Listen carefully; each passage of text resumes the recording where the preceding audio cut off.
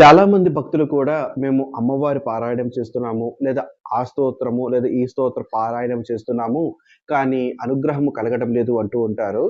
ఇక్కడ అనుగ్రహం కలుగుతుందా లేదా అనేది కాదు. ఏదో మొక్కుబడిగా మీరు స్తోత్రాలు చదివితే ఫలితము ఏమీ ఉండదు. దేవుడిపై అంచెలంచెలుగా భక్తిని పెంచుకుంటూ ఉండాలి. చుట్టుపక్కల వాతావరణము ప్రశాంతంగా ఉండే విధంగా చూసుకోవాలి. శుభ్రత మరియు పవిత్రంగా ఉండే విధంగా చూసుకోవాలి. మంత్రము లేదా స్తోత్ర పారాయణం చేస్తున్న క్రమంలో ఆవలింతలు, దగ్గు లేదా ఇతరులతో సంభాషించడము ఇటువంటివి చేయకుండా ఉండాలి.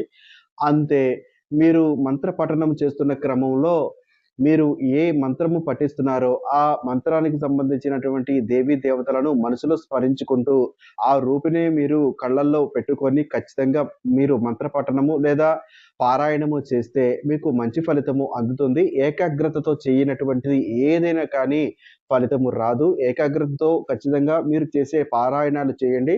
ఫలితాలు ఖచ్చితంగా మీకు దక్కుతాయి.